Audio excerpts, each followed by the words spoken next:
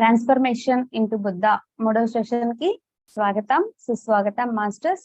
మరి మొదటి వారం మనం మనో నియంత్రణ మీద సాధన చేశాము. అలాగే రెండవ వారం వాస్తవపు ప్రత్యక్షత మీద సాధన చేశాము. ఇక మూడవ సెషన్ లో మనం మరొక శక్తి మీద సాధన చేయబోతూ ఉన్నాము. దాని గురించి తెలుసుకుందాం. అంతకంటే ముందు అందరికీ నమస్కారం. మరి సద్గురు మూమెంట్ వ్యవస్థాపకులైనటువంటి వంశీ మాస్టర్ గారికి పాద నమస్కారాలు తెలియజేసుకుంటూ, ఈ రోజు నాకు ఇంత చక్కటి అవకాశాన్ని కల్పించి గైడెన్స్ ఇస్తూ ఇలా నన్ను ముందుకు తీసుకెళ్తున్నటువంటి వంశీ మాస్టర్ కి హృదయపూర్వక ధన్యవాదాలు తెలియజేసుకుంటూ, ఈ రోజు మనం చెప్పుకోబోయే టాపిక్స్ లోకి వెళ్ళిపోదాం మాస్టర్స్. ఈ రోజు మనం ఏం చెప్పుకోబోతున్నాము అంటే, బుద్ధుని అష్టాంగ మార్గంలో ఉన్నటువంటి సరి అయిన ఆలోచనలు, సరి అయిన వాక్కులు, సరి అయిన జీవనం, సరి అయిన చర్యలు, ఈ నాలుగింటి గురించి తెలుసుకుంటాము. అలాగే పంచశక్తుల్లో మనం బుద్ధుని యొక్క పంచశక్తులు అని ఏవైతే చెప్పుకుంటూ ఉన్నామో, సాధన చేస్తూ ఉన్నామో, అందులో మూడవదైనటువంటి మార్పు పట్ల ఎరుక, దీన్నే దివ్య జ్ఞానం అని కూడా అంటారు బుద్ధుడు. సో దీని గురించి మనం తెలుసుకుంటాము. దీన్ని ఏ విధంగా సాధన చెయ్యాలి అన్న విషయం కూడా మనం తెలుసుకుంటాం. ఒక వారం అంతా దీని మీదే మనం సాధన చేస్తాం మాస్టర్స్. అయితే అష్టాంగ మార్గంలోకి వెళ్ళిపోదాం మనం. అష్టాంగ మార్గంలో 8 అంగాలను ఇస్తాడు మనకి గౌతమ్ బుద్ధుడు. అందులో మొట్టమొదటిది ఏంటి అంటే సరి అయిన ఆలోచనలు. దీన్నే కొన్ని చోట్ల సరి అయిన దృక్పథాలు అని ఉంటాయి, మరికొన్ని చోట్ల సరి అయిన సంకల్పాలు అని కూడా ఉంటాయి. సో సరి అయిన ఆలోచనలన్నా, సరి అయిన సంకల్పాలన్నా, సరి అయిన దృక్పథాలన్నా ఏదైనా ఒకటే మాస్టర్స్. సో ఏంటి సరి అయిన ఆలోచనలు అంటే మనకి ఏదైతే అవసరమో ఆ సమయానికి దాని గురించి ఆలోచన చెయ్యడమే సరి అయిన ఆలోచన. మనం ఏం చేస్తాము, మనకి ఇప్పుడు అవసరం లేదు కానీ దాని గురించి రకరకాలుగా ఆలోచిస్తూ ఉంటాం. కానీ ఆ సమయానికి మనకి ఏది అవసరమో దాన్ని మాత్రమే ఆలోచించగలగడమే సరి అయిన ఆలోచన. ఇంకా సరి అయిన ఆలోచన ఎలా ఉంటుంది అంటే స్పష్టంగా ఉంటుంది, మనకి ఫుల్ క్లారిటీ ఉంటుంది. చూడండి, కొన్ని ఆలోచనలు చాలా క్లారిటీ ఉంటాయి మనకి. అది ఏం చేయబోతున్నాం, ఎందుకు చేయబోతున్నాం, ఎలా చేయబోతున్నాం, ఈ మూడు మనకి అర్థమైపోతూ ఉంటాయి. ఏం చేయబోతున్నాం, ఎందుకు చేయబోతున్నాం, ఎలా చేయబోతున్నాం, ఇవి మూడు కూడా మనకి క్లారిటీగా స్పష్టంగా అర్థమయ్యేటువంటి విధంగా ఉంటుంది సరి అయిన ఆలోచన. ఇంకా ఆ సరి అయిన ఆలోచనలో ఏమాత్రం స్ట్రెస్ ఉండదు, బాధ ఉండదు. ఓకేనా? బాధ కలిగించే ఆలోచనల్లో ఏమేమి ఉంటుంది అంటే బుద్ధుడు ఏం చెప్తాడంటే, ఇందులో అంటే మనకి సరికాని ఆలోచన వచ్చినప్పుడు అందులో మనం ఎలా ఫీల్ అవుతాము అనేది చెప్తాడనమాట. ఎలా ఫీల్ అవుతామంటే కోపం వస్తుంది ఆ సరికాని ఆలోచన చేసినప్పుడు, అలాగే ద్వేషం వస్తుంది, లేదంటే ఒక కోరిక ఉంటుంది, ఓకే, లేదంటే ఒక వ్యామోహం ఉంటుంది, తర్వాత డైలమా సందిగ్ధత ఉంటుంది, స్పష్టత ఉండదు అనమాట, సందిగ్ధతతో ఉంటాం, వక్రీకరణతో ఉంటుంది. అంటే దాన్ని ఎలా చెప్పుకోవచ్చు, అది సూటిగా ఉండదు అనమాట, వంకర ఆలోచనలు చేస్తూ ఉంటాం.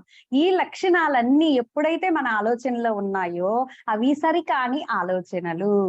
ఓకే, స్పష్టంగా, ఆనందకరంగా, ప్రేమతత్వంతో, ఆస్వాదన పూర్వకంగా ఉండేటువంటివి సరి అయినటువంటి ఆలోచనలు. కోపంతో, ద్వేషంతో, కోరికతో, వ్యామోహంతో, డైలమాతో, వక్రీకరణతో, వీటితో ఉండేటువంటి ఆలోచనలు సరికాని ఆలోచనలు. మరి సరికాని ఆలోచనలు వచ్చినప్పుడు మనం ఏం చెయ్యాలి అనేది ఫస్ట్ క్లాస్ లోనే చెప్పుకున్నాం, మనో నియంత్రణ సాధించడంలోనే చెప్పుకున్నాం. ఎప్పుడైతే మనకి సరికాని ఆలోచనలు వస్తాయో అప్పుడు ఆ ప్లేస్ లో మనం కోపం, ద్వేషం, వీటన్నిటి ప్లేస్ లో మనం ప్రేమతత్వాన్ని, సరి అయినటువంటి ఆలోచనలని మనం రీప్లేస్ చెయ్యాలి అని చెప్పుకున్నాం కదా. అయితే దాన్ని కొన్ని ఎగ్జాంపుల్స్ తో ఇప్పుడు ఎలా చెయ్యాలో చూద్దాం. మళ్ళా మనకి ఫర్ ఎగ్జాంపుల్ కోపము, ద్వేషము వస్తుంది అంటే మనలో వచ్చేటువంటి ఆలోచనల వల్ల మనకి కోపం వస్తుంది, ద్వేషం వస్తుంది. అప్పుడు ఏం చెయ్యాలి అంటే ఆ కోపము, ద్వేషం ప్లేస్ లో సహనము, ప్రేమ, క్షమ, వీటిని ఇంక్లూడ్ చెయ్యాలి. సహనము, ప్రేమ, క్షమ. ఫర్ ఎగ్జాంపుల్ దీన్ని తీసుకుంటే ద్రౌపది ద్రౌపదికి ఏమవుతుందంటే తనకి చాలా అవమానం జరుగుతుంది. ఆమె ఆ చీరను లాగేస్తారు దుర్యోధనుడు నిండు సభలో. ఆమె చాలా ఫీల్ అవుతది, చాలా హర్ట్ అవుతది. ఆ తర్వాత చాలా దుఃఖంలో ఉండిపోతది, ఏడుస్తూ ఉంటది. నాకేంటి ఇంత అవమానం జరిగింది, ఎందుకు ఇంత అవమానం జరిగింది అని చెప్పి దుర్యోధనుడి మీద ఎలాగైనా సరే పగ తీర్చుకోవాలి అని కోపంతో, ద్వేషంతో రగిలిపోతూ ఉంటుంది. చూసారా ఆమె ఆలోచనలు ఎలా ఉన్నాయో? అప్పుడు కృష్ణుడు వస్తాడు. వచ్చి ఏంటి ఇంకా దానికోసం ఆలోచిస్తున్నావా అంటాడు. మరి నేను దీన్ని ఎలా మర్చిపోగలను, నాకు ఎంత అవమానం జరిగింది అని చెప్పి చాలా బాధపడతాదన్నమాట. అప్పుడు కృష్ణుడు ఒక మాట చెప్తాడు, సఖి నీ నీ ఆలోచనలు సరికాని ఆలోచనలు. ఎందుకు అంటే నువ్వు ద్వేషంతో రగిలిపోతూ ఉన్నావు, నీ ఆలోచనలంతా కూడా ద్వేషంతో, కోపంతో ఉన్నాయి అంటే మరి దీన్ని ఎలా మార్చిన కృష్ణ అంటదన్నమాట. అప్పుడు ఆయన చెప్తాడు, ఓకే, జరిగిపోయిన దాన్ని నువ్వు ఇప్పుడు మార్చలేవు కదా, కాబట్టి ఆ జరిగిపోయిన దాన్ని నాకు అవమానం జరిగింది అని నువ్వు ఎప్పుడైతే ఆ ద్వేషంతో, కోపంతో ఉంటావో అది నీకు కర్మగా మారుతుంది. ఓకే, అదే కనుక నువ్వు నీ పర్సనల్ గా, వ్యక్తిగతంగా తీసుకోకుండా నాకే ఇంత అవమానం జరిగింది, నేను ఒక మహారాణిని, మరి మహారాణి స్థానంలో ఉన్న ఒక స్త్రీకే ఇంత అవమానం జరిగిందంటే సామాన్యమైన స్త్రీల పరిస్థితి ఏంటి? ఇలాంటి అవమానాలు ఏ స్త్రీకి జరగొద్దు, జరగకుండా ఉండడానికి దుర్యోధనుడికి నేను గుణపాఠం నేర్పించాలి అని నువ్వు ఎప్పుడైతే ఆలోచిస్తావో అప్పుడు అది సత్యకర్మగా మారిపోతుంది. నీకు మళ్ళీ ఫ్యూచర్ లో కర్మగా మారేటువంటి అవకాశం ఉండదు అని చెప్తాడు. అది సరి అయిన ఆలోచన. చూసారా మాస్టర్స్, ఆలోచన ఒకటే, ఫీల్ ఒకటే, కానీ ఆలోచించేటువంటి విధానం ఎప్పుడైతే మారుస్తామో అది మనకి కర్మగా మారదు. నా కోసం అని ఎప్పుడైతే ఆలోచించామో అప్పుడు అది మనము కర్మచక్రంలో ఇరుకోవడానికి అవకాశం కల్పిస్తుంది. అలా కాకుండా అందరి కోసం అని కనుక మనం ఎప్పుడైతే ఆలోచిస్తామో అక్కడ కర్మ నుంచి విముక్తిని పొందుతాము. ఓకే, ఇప్పుడు ఈ వేలుకుంది, వేలుకు ఒక దారం చుట్టుకుంది, దీన్ని ఇంకా ఇలా చుట్టామనుకోండి అది ఇంకా బిగుసుకొని ఇంకా పెద్ద కర్మ అయిపోతుంది. అదే రివర్స్ లో తిప్పామనుకోండి కర్మ నుంచి విముక్తి అవుతుంది, దారం నుంచి విముక్తి అవుతుందా లేదా? ఇంతే, సింపుల్ మాస్టర్స్. ద్రౌపది ఆలోచనని కృష్ణుడు ఎంత బాగా సరిచేశాడో చూడండి. మొదట ఆలోచన కోపంతో, ద్వేషంతో ఉంది. ఆ కృష్ణుడు చెప్పింది ఏంటి? అందరి కోసం ఆలోచించు ద్రౌపది అని ఎప్పుడైతే చెప్పాడో అదే కర్మ పని అయితే అదే చేయబోయేది, దుర్యోధనుడి మీద రివెంజ్ తీర్చుకోవడమే ఏదైనా. కానీ ఆలోచన మారిందనుకోండి కర్మ మారిపోతుంది మాస్టర్స్. కాబట్టి మనకి ఎప్పుడైనా కోపం, ద్వేషం వచ్చినప్పుడు సహనం, ప్రేమ వీటిన్నిటిని ఇంక్లూడ్ చెయ్యాలి. మరి సహనం, ప్రేమ ఎప్పుడు వస్తాయి? ఊరికే వచ్చేస్తాయా? క్షమించగలిగినప్పుడే వస్తాయి. కాబట్టి క్షమాతత్వం నేర్చుకోవాలి మనము. నెక్స్ట్ సందిగ్ధత, వక్రీకరణ. మనం డైలమాలో ఉన్నాం, మన ఆలోచనలో డైలమా ఉంది, సరిగ్గా లేదు, వంకరగా ఆలోచిస్తున్నాం, అడ్డదిడ్డంగా ఆలోచిస్తున్నాం. వెంటనే మనం ఏం చెయ్యాలి అంటే కళ్ళు మూసుకొని ప్రశాంతంగా శ్వాసను గమనించాలి.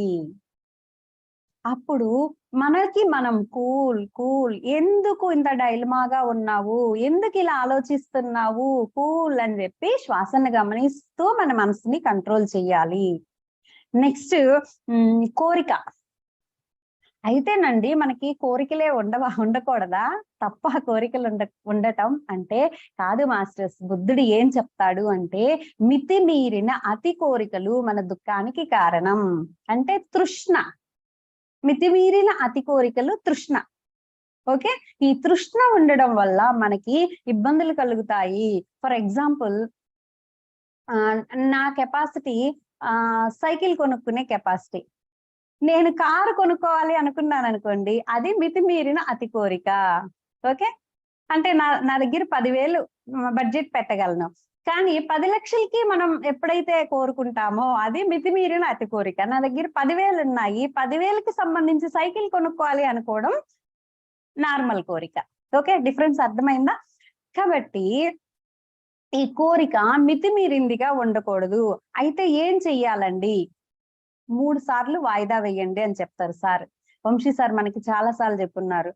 మనం ఏదైనా పెద్ద వస్తువు కొనుక్కోవాలి అనుకోండి, అప్పుడు ఏం చెయ్యాలంటే ఓకే ఇంకొన్నాళ్ళు ఈసారి చూద్దాంలే, ఇప్పుడు వద్దులే, మళ్ళీ రెండోసారి చూడగానే మనకి కావాలి అనిపించింది, మళ్ళీ అదే ఆలోచన వచ్చింది, మళ్ళీ ఇంకొకసారి ఇలా 3 సార్లు వాయిదా వేసినా సరే మనకు అది కావాలి అని అనిపించింది అంటే అవసరం.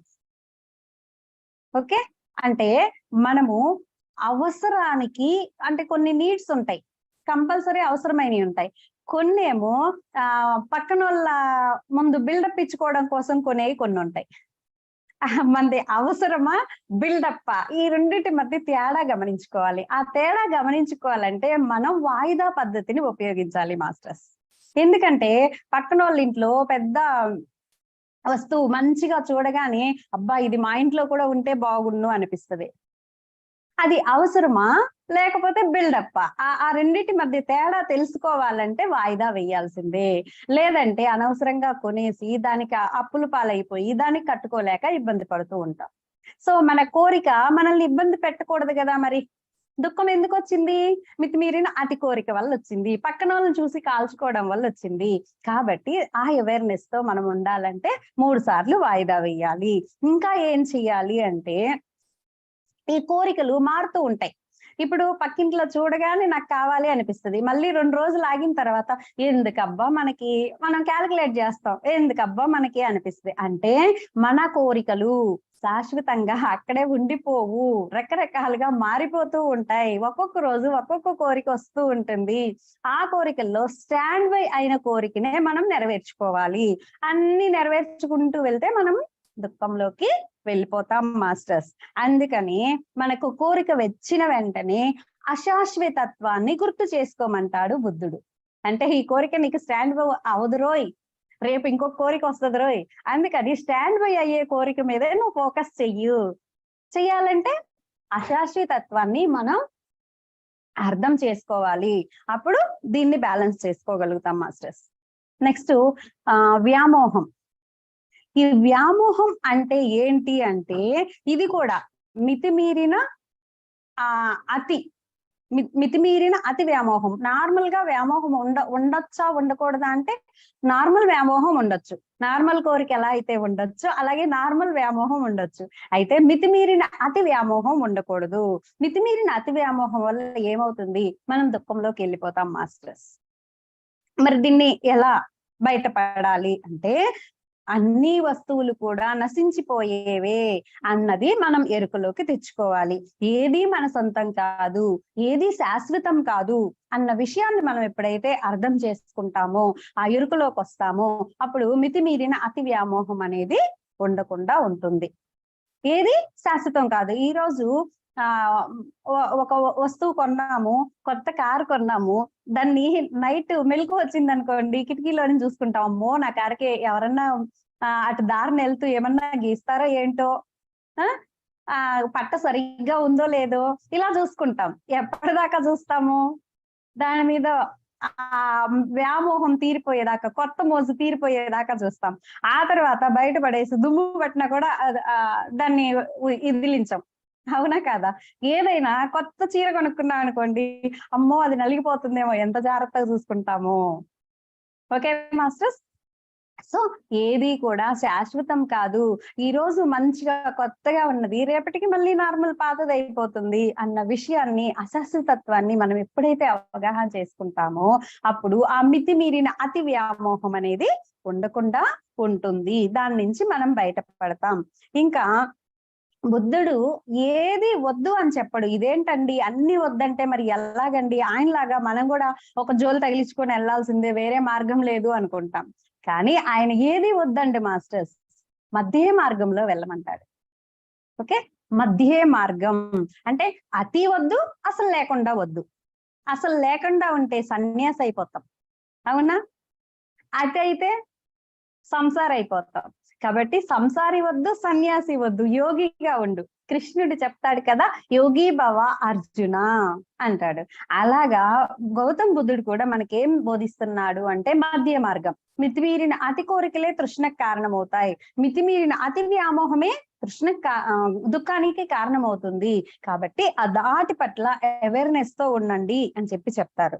సో ఇక్కడ సరికాని ఆలోచనల నుంచి మనం వీటిని రీప్లేస్ చేస్తూ సరైన ఆలోచనలుగా మార్చుకోవాలి. మరి సరైన ఆలోచనలుగా మార్చుకోవాలంటే ఆయన 4 చెప్తాడు. 1 ప్రేమ, 2 సహనం, కరుణ, పంచుకునే ఉల్లాసం. ఈ 4ని ఏమంటారంటే అసమాన ఆలోచనలు. ప్రేమ, కరుణ, సహనము, పంచుకునే ఉల్లాసము. ఈ 4ని అసమాన ఆలోచనలు అంటారనమాట. ఈ 4 మనం ఎప్పుడైతే సాధన చేస్తామో అప్పుడు మనతో పాటి ఉండేటటువంటి వాళ్ళు, మనతో పాటు ఉండేవాళ్ళు అందరికీ మనం ఆనందం పంచేటువంటి మూలంగా అవుతాము. మనం ఆనందాన్ని పొందుతాము, మన చుట్టూ ఉండే వాళ్ళకి ఆనందాన్ని ఇవ్వగలుగుతాం. చూడండి, ఒక మాస్టర్ దగ్గరికి వెళ్ళినప్పుడు, పత్రి గారి దగ్గరికి వెళ్ళిన అనుభవం కనుకుంటే మనందరికీ తెలుసు. పత్రి గారి దగ్గరికి వెళ్ళి కూర్చుంటే ఆ వైబ్రేషన్ వేరుగా ఉంటది. మనలో కూడా తెలియకుండానే ఒక తెలియని ప్రేమతత్వంలోకి వెళ్ళిపోతాం మనం. అసలు ఇంకా ఏమి మాట్లాడలేము, ఎంతో ప్రేమగా అయిపోతది. ఆ హృదయం ఎంతో ఆనందంతో అయిపోతది. అలాగే వంశీ గారి దగ్గరికి వెళ్ళి కూర్చోండి. పత్రి గారు ఇప్పుడు లేరు కదా, కాబట్టి ఆ లైవ్ కావాలంటే వంశీ గారి దగ్గరికి వెళ్ళి కూర్చోండి. కూర్చున్నప్పుడు ఆ వైబ్రేషన్ కూల్ గా అయిపోతాం. ఎంత కోపంతో, ఎంత రగిలిపోతూ వెళ్ళినా సరే అక్కడికి వెళ్ళాక కూల్ అయిపోతాం, ఎందుకో తెలియదు. ఓకే, ఎందుకు అలా అవుతుంది అంటే వాళ్ళల్లో ఈ 4ని అభివృద్ధి చేసుకున్నారు. అందుకనే వాళ్ళు నిరంతరం ఆనందంగా ఉంటారు. వాళ్ళ చుట్టూ వాళ్ళ దగ్గరికి వచ్చినటువంటి వాళ్ళకి కూడా ఆ ఆనందం యొక్క వైబ్రేషన్స్ కనెక్ట్ అయిపోతాయి మాస్టర్స్. ఓకే, కాబట్టి మనకి పరమ గురువుల్ని కలిసినప్పుడు ఆ ఫీల్ ఏంటి అనేది అర్థమవుతుంది. ఇంకా సరైన ఆలోచనలు వ్యతిరేక ఆలోచనల్ని విడిచిపెట్టి అనుకూల ఆలోచనల్ని నిర్మించుకోవడం మీదే ఆధారపడి ఉంటుంది అంటారు. సరైన ఆలోచనలు ఎప్పుడు చేయగలుగుతాము? ఆ నెగిటివ్ ఆలోచనలన్నింటినీ పక్కన పెట్టి పాజిటివ్ ఆలోచనల్ని నిర్మించుకోవడం. అయితేనండి ఎప్పుడు పాజిటివ్ గా ఎలాగండి ఉంటాము? అది సాధ్యమవుతుందా అంటే నెగిటివ్ వస్తుంది మాస్టర్స్. ఎందుకు అంటే మనసు ఉంది కాబట్టి. నెగిటివ్ ఆలోచనలు అనేవి ఎక్కడైనా, ఎప్పుడైనా, ఏ సందర్భంలో అయినా రావచ్చు. అవి రావడం సహజం. కానీ వాటిని రీప్లేస్ చేసుకోవడమే మనం చేయాల్సింది. అవి రాకుండా ఉండాలి అంటే అసలు అయ్యే పనే కాదు. గౌతమ్ బుద్ధుడికి కూడా వస్తాయి, కానీ ఆయన రీప్లేస్ చేస్తారు, వెంటనే రీప్లేస్ చేస్తారు. అది మనం నేర్చుకోవాలి. ఇక సరికాని ఆలోచనల్లో మనం ఎలా ఆలోచిస్తామంటే మనల్ని మనం తగ్గించుకుంటాం. ఒక వర్క్ మన ముందుకు వచ్చింది, అయ్యో నేను చెయ్యగలనా, నాకు అంత శక్తి ఉందా, అది నాకు వీలవుతుందా, ఆ టైంకి ఏదన్నా అవ్వకుండా ఆగిపోయే పరిస్థితి వస్తుందేమో, ఇలాగా ఆలోచిస్తాం. అంటే మనల్ని మనం తక్కువ చేసుకుంటాం. అంటే ఆత్మ న్యూనతా భావంలోకి వెళ్ళిపోతాం. లేదంటే నేనే గొప్ప, ఇది నాకు వచ్చిందంటే నేను మాత్రమే చెయ్యగలను. చూసారా మాస్టర్స్, నేను మాత్రమే చెయ్యగలను, ఇంకెవ్వరూ చెయ్యలేరు, నేను చేసినంత బాగా ఎవరూ చెయ్యరు, ఇలా ఎప్పుడైతే మనం అనుకుంటామో అప్పుడు అహంలోకి వెళ్ళిపోతాం. నేను చెయ్యలేను అనుకుంటే ఆత్మన్యూనతలోకి వెళ్ళిపోతాం, నేనే చెయ్యగలను అనుకుంటే అహంకారంలోకి వెళ్ళిపోతాం. ఇవి 2 కూడా సరికాని ఆలోచనలే. మరి సరి అయిన ఆలోచన ఏంటి అంటే నేను కూడా చెయ్యగలను. నాకు యూనివర్స్ ఇచ్చిందంటే నేను కూడా చెయ్యగలను, నా పక్కన వాళ్ళు కూడా చెయ్యగలరు. ఓకే, ఇలాగా ఎప్పుడైతే మనం ఆలోచిస్తామో అంటే ఇది ఆత్మవిశ్వాసం అన్నమాట. ఆత్మ న్యూనత, అహంకారం, ఈ రెండిటి మధ్యలో ఉంటది ఆత్మవిశ్వాసం. సో మనం ఆత్మవిశ్వాసంతో ఎప్పుడైతే ఉంటామో అప్పుడు సరి అయిన ఆలోచనలు చేయగలుగుతాం. ఆ ఆత్మవిశ్వాసాన్ని పెంచుకోవాలి. ఆత్మ న్యూనతలోకి వెళ్ళకూడదు, అహంకారంలోకి వెళ్ళకూడదు. ఒక పని చేద్దాం అనుకుంటాం ఒక్కోసారి, సర్లేబ్బా రేపు చేద్దాంలే, సర్లే బాయ్, మళ్ళీ టైం ఎప్పుడో వస్తుందిలే చేద్దాంలే, ఇలాగా వాయిదా వేస్తూ ఉంటాం కొన్ని పనులు. అంటే మంచి పనులు మన ముందుకు వచ్చినప్పుడు వెంటనే చెయ్యాలి. వాయిదా వేయడం అనేది సరికాని ఆలోచన. వెంటనే మంచి పనులు మాస్టర్స్, ఇందాక కోరికొచ్చింది 3 సార్లు వాయిదా వేయమన్నారు కదండి, మళ్ళీ ఇప్పుడు ఏంటంటే మీరు వాయిదా వేయొద్దంటున్నారు అంటే యూనివర్స్ కోసం మనకేదో వర్క్, ఇప్పుడు క్లాస్ చెప్పమని కాల్ వచ్చింది, వెంటనే నేను ఇప్పుడు చెయ్యలేనండి, నాకు టైం సెట్ అవ్వదండి, రేపు చేస్తానండి, అది మంచి పనిని వాయిదా వేయడం అంటే. అలాంటి పనుల్ని మనం వాయిదా వేయొద్దు. ఓకే, ఇప్పుడే చేస్తాను, ఓకే నేను చెయ్యగలను, డన్, నాకు యూనివర్స్ ఇచ్చింది కాబట్టి అని మనం ఎప్పుడైతే ఆలోచిస్తామో అది సరి అయిన ఆలోచన అవుతుంది. ఇంకా మన ఆలోచనలు ఎప్పుడూ కూడా ఇతరుల్ని ఇబ్బంది పెట్టేవి గాను, ఇతరులను బాధించేవి గాను ఉన్నాయి అంటే అవి సరికాని ఆలోచనలు. మనల్ని ఆనందపరుస్తూ ఇతరుల్ని కూడా ఆనందపరిచేలాగా ఉన్నాయి అంటే అవి సరైన ఆలోచనలు అన్నది మనం ఇక్కడ అర్థం చేసుకోవాలి మాస్టర్స్. ఫర్ ఎగ్జాంపుల్, ఇంకా మంచిగా అర్థం కావడానికి ఒక ఎగ్జాంపుల్ చెప్తాను.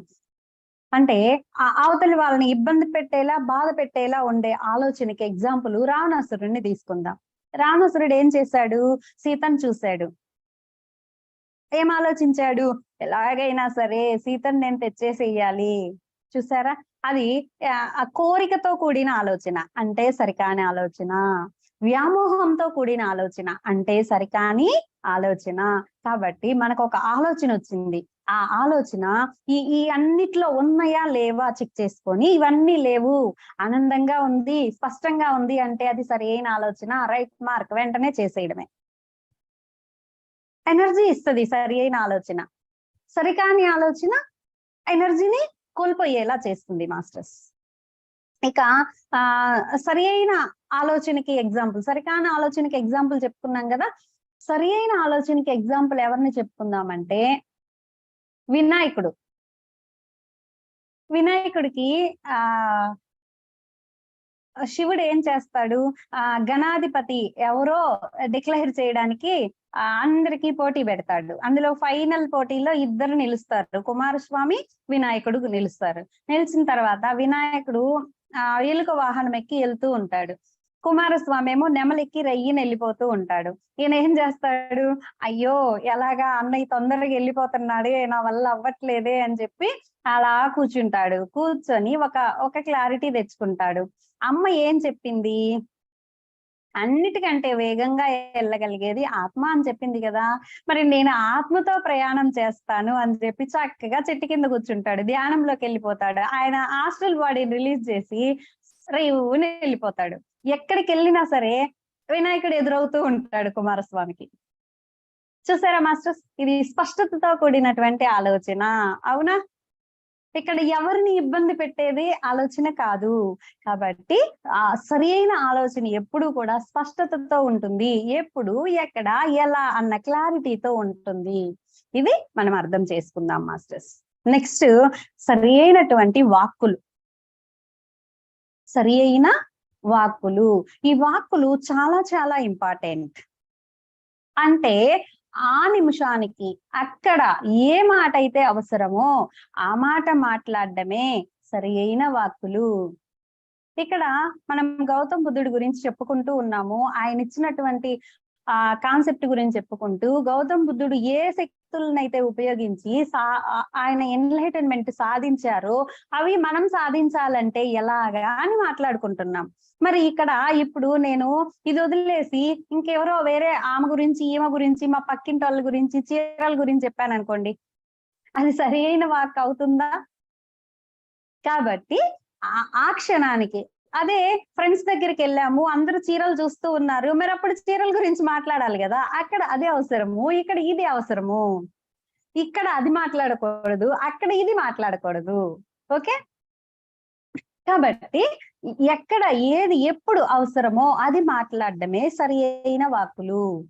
ఇంకా మన వాక్కులు ఇతరుల్ని బాధించేలాగా ఉండకూడదు, ఇతరుల్ని ఇబ్బంది పెట్టేలాగా ఉండకూడదు. కొన్నిసార్లు కామెంట్ చేస్తూ ఉంటాం పక్కన వాళ్ళని, వాళ్ళు చాలా హర్ట్ అవుతూ ఉంటారు, అది సరైన వాక్ అవుతుందా? అవదు కదా. అదే వాళ్ళు వాళ్ళని మనము చాలా చక్కగా చేస్తున్నావు, చాలా మంచిగా వర్క్ చేస్తున్నావు, ఇంకా ముందుకెళ్ళు అని మనం ఎప్పుడైతే ఎంకరేజ్ చేస్తామో అవి వాళ్ళకి శక్తినిస్తాయి. నెగిటివ్ మాటలు వాళ్ళకి శక్తి కోల్పోయేలా చేస్తాయి, పాజిటివ్ మాటలు వాళ్ళకి శక్తినిస్తాయి. అప్పుడు సరైన వాక్ ఏదవుతుంది, ఎదుటి వాళ్ళకి శక్తినిచ్చేటువంటి పాజిటివ్ మాటలు సరైనటువంటి వాక్కులు అవుతాయి మాస్టర్స్. ఇంకా పత్రికారు ఏమంటారంటే, నోటిలోని మాట నుదుటి మీద రాత. సరే మాస్టర్స్, మన నోట్లో నుంచి ఏ మాట అయితే వచ్చిందో అది మన నుదుటి మీద రాత అయి కూర్చుంటుంది. కాబట్టి మన వాక్కులని ఎప్పటికప్పుడు మనం సరి చేసుకుంటూ ఉండాలి. మనకి పాత రోజుల్లో కూడా చెప్తారు, నోరు మంచిదైతే ఊరు మంచిదవుతుంది. అంటే మన వాక్కులు సరిగ్గా ఉన్నాయనుకోండి, అందరూ మనకి స్నేహితులు అవుతారు. మన వాక్కు సరిగ్గా లేదనుకోండి, అందరూ మనకి శత్రువులు అయిపోతారు మాస్టర్స్. సో ఇతరులు నచ్చుకునేలాగా, ఇతరులు ఇబ్బంది పడేలాగా మనం మాట్లాడకూడదు. నోటిలోని మాట నుదుటి మీద రాత ఎలా అయింది? సీతాదేవి ఎగ్జాంపుల్ మనకి. సీతాదేవి బంగారు జింక, బంగారు లేడీ కావాలని కోరుకుంటుంది. అప్పుడు రాముడు వెళ్తాడు దాన్ని తీసుకురాను. మరి అక్కడ రాక్షస మాయతోటి రామ రామ అని చెప్పి ఆ రాక్షసుడు పిలుస్తాడు. పిలిచిన వెంటనే సీత ఏం చేస్తుంది, అయ్యో రాముడికి ఏదో ఇబ్బంది కలిగింది, నువ్వు వెళ్ళు లక్ష్మణ అంటుంది. అప్పుడు లక్ష్మణుడు అంటాడు, అమ్మా నువ్వేం భయపడకు, బెంగపడకు, అదేమీ కాదు, అన్నయ్య ఎవరనుకున్నావు, అన్నయ్యని ఎదిరించే వాళ్ళు ఎవరూ లేరు అంటే, లేదు అంటే ఆమె బాధలో అంటుంది మాస్టర్స్. మనం కావాలని అనము, మనకి ఒక బాధ వచ్చింది, ఒక దుఃఖం వచ్చింది, అప్పుడు ఎదుటి వాళ్ళని ఏమంటున్నామో మనకి తెలియకుండా ఎరుక లేకుండా అనేస్తాం. అదే మన నుదుటి మీద రాత అయిపోతుంది. అక్కడ ఆమె లక్ష్మణుణ్ణి అంటుంది, నువ్వు ఈ అరణ్యంలో అన్నయ్య వెళ్ళిపోతే నన్ను సొంతం చేసుకోవాలనుకుంటున్నావా అంటుంది. అప్పుడు లక్ష్మణుడు చాలా బాధపడతాడు కదా, ఎంతో దుఃఖపడతాడు. ఒక తల్లిలా చూసుకునేటువంటి ఆమె అలా మాట్లాడడంతో ఎంతో ఇబ్బంది పడతాడు, ఎంతో బాధపడతాడు. అదే వాక్కు తిరిగి ఒక రాజ్యంలో ఉండేటువంటి ఒక అల్పుడి రూపంలో వస్తుంది. మరి మళ్ళీ అలాంటి ఇదే ఆమె పొందుతుంది కదా. ఇన్నాళ్ళు రావణుడి దగ్గర ఉండొచ్చింది, మరి ఆ రాముడు కాబట్టి ఏలుకుంటున్నాడు అని చెప్పి అంటాడు. వెంటనే ఆమె మళ్ళీ అరణ్యాలకు వెళ్లాల్సి వస్తుంది. అక్కడ అంటే తను ఏ నిందనైతే లక్ష్మణుడికి ఇచ్చిందో అలాంటి నిందను తను మొయ్యాల్సి వచ్చింది. చూసారా, నోటిలోని మాట నుదుటి మీద రాత అంటే ఇదే మాస్టర్స్. కాబట్టి మన నోట్లో నుంచి వచ్చే మాట సరైన వాక్కులై ఉండాలి. ఇంకా సరికాని వాక్కు గురించి ఎగ్జాంపుల్ చూసాం కదా, సరి అయిన వాక్కు గురించి చూద్దాం. రాముడు లంకకి వెళ్ళాలి సీతను తీసుకురావడానికి, ఎక్కడుందో తెలియదు. మరి సముద్రం దాటాలి అంటే ఎవరి వల్ల అవ్వట్లేదు. అప్పుడు అందరూ దాటుతూ కొంచెం దూరమే వెళ్ళగలుగుతున్నారు. మరి సముద్రం చాలా వెడల్పుంది కదా, అంత దూరం ఫ్లై అవ్వాలంటే ఎవరు అనుకుంటే అప్పుడు ఆంజనేయ స్వామిని నువ్వు దాటగలవు, నువ్వు వెళ్ళు అని చెప్పి వీళ్ళు చెప్తారు. చెప్తే అప్పుడు ఆంజనేయ స్వామి, అయ్యో నా వల్ల ఏమవుతుంది, నేను చెయ్యలేను అని చెప్పి రాముడికి సహాయం చేసే అవకాశం వచ్చినా సరే నేను చెయ్యలేకపోతున్నానే అన్న గిల్ట్ ఫీల్ తోటి, మౌనంగా ఫీల్ తోటి కూర్చుంటాడు. అప్పుడు జాంబవంతుడు వచ్చి, నువ్వు ఎవరు అనుకుంటున్నావు, చిన్నప్పుడే సూర్యుడి మీదకి వెళ్ళిపోయావు రివ్వుని ఎగురుకొని, అంత దూరం మరొక నక్షత్రం మీదకే వెళ్ళగలిగే నీకు సముద్రం దాటడం ఒక లెక్క చెప్పు, నువ్వు చక్కగా దాటగలవు నాయనా, నీకంత శక్తి ఉంది, నువ్వు వెళ్ళగలవు అని చెప్తాడు. అప్పుడు ఆంజనేయ స్వామి, అవునా చిన్నప్పుడు నేను అలా చేశానా అని చెప్పి ఆ శక్తినంతా కూడగట్టుకొని చక్కగా ఆ లంకకి వెళ్ళడానికి రెడీ అయిపోయి ఫ్లై అయిపోతాడు సముద్రం మీద నుంచి. చూసారా మాస్టర్స్, ఆంజనేయ స్వామికి జాంబవంతుడు ఇచ్చినటువంటి సరి అయిన వాక్కు శక్తిగా మారిపోయింది. అలాగా మనం ఎదుటి వారికి ఆ శక్తినిచ్చేటువంటి వాక్కుల్ని మనం మాట్లాడాలి, అవే సరి అయిన వాక్కులు అంటే. ఇక సరికాని వాక్కుల వల్ల ఇంకా మనకే ఇబ్బంది అవుతుంది మాస్టర్స్. ఏంటంటే మనం ఇతరుల్ని జడ్జి చేస్తాం, ఇతరుల మీద కంప్లైంట్ చేస్తాం. ఇవన్నీ చేయడం వల్ల అవన్నీ మనకి కర్మలై కూర్చుంటాయి. ఓకే, ఎలా కర్మలు అవుతాయి అంటే ఒక చిన్న ఎగ్జాంపుల్ చెప్తాను. సింపుల్ గా చెప్పుకుందాం. ఒక రాజుగారు ఉంటారు. ఆ రాజుగారు ఏం చేస్తారంటే బ్రాహ్మణులకి ప్రతిరోజు భోజనం పెడుతూ ఉంటాడు. సో అలాగే ఒకరోజు భోజనం పెట్టడానికి అందరిని పిలుస్తాడు. అందరూ చక్కగా వచ్చి కూర్చుంటారు. వంటశాల నుంచి వంట రెడీ చేసుకొని ఆ డిష్ లో పెట్టుకొని తీసుకొస్తా ఉంటారు అనమాట. తీసుకొస్తుంటే అప్పుడు ఆ ఆకాశంలో ఒక గద్ద పాముని పట్టుకొని వెళ్తూ ఉంటే ఆ పాము నోట్లో నుంచి గట్టిగా పట్టుకుంటది కదా మెడని, ఆ విషము డ్రాప్ ఆ ఫుడ్ లో పడిపోతుంది. వీళ్ళు తీసుకెళ్తున్న ఆహారంలో పడిపోతది. వెళ్ళిన తర్వాత వీళ్ళకి తెలియదు కదా విషయము. ఆ ఆహారాన్ని ఆ బ్రాహ్మణులకు వడ్డిస్తే ఆ విష ఆహారం తిన్నటువంటి వాళ్ళు చనిపోతారు. ఓకే. చనిపోయిన తర్వాత ఆ యమధర్మరాజు, చిత్రగుప్తుడు డైలమాలో పడిపోతారు. మరి ఇది ఎవరి అకౌంట్ లో వెయ్యాలి? కర్మ. జంతువులకి కర్మ ఉండదు, పక్షులకి కర్మ ఉండదు. అది ఆటోమేటిక్ గా జరిగింది. మరి రాజు తప్పేమీ లేదు, వంట వాళ్ళ తప్పేమీ లేదు. మరి ఎవరి అకౌంట్ లో వెయ్యాలి అని చెప్పి డైలమాలో ఉంటారు. అప్పుడు నారదుడు వచ్చి మీరంత కంగారు పడకండి, వెయిట్ చెయ్యండి, మీకు అర్థమవుతుంది అంటాడు. ఓకే అని చెప్పి వెయిట్ చేస్తుంటే ఆ పక్క రోజు ఏమవుతుందంటే ఆ పక్క ఇంట్లో ఒక స్త్రీ, మరి కొంతమంది స్త్రీలు కలిసి అక్కడ కూర్చొని అరుగు మీద కూర్చొని ఉంటారు. బ్రాహ్మణులందరూ యథావిధిగా ఆ రోజు కూడా వస్తూ ఉంటే అప్పుడు వాళ్ళు ఎక్కడికండి వెళ్తున్నారు అని అడుగుతారు. వీళ్ళు మరి కూర్చొని ఉంటారు కదా అరుగుల మీద, అన్ని కావాలి కదా. కూర్చొని ఎక్కడికి వెళ్తున్నారంటే మరి రాజుగారు భోజనం ఇస్తారు కదా, రాజా వారి భోజనం అంటే అద్భుతం కదా, మరి భోజనం చేయడానికి వెళ్తున్నామంటే అయ్యో పిచ్చోళ్ళారా, నిన్ననే ఒక 100 మందిని లేపేశాడు రాజుగారు.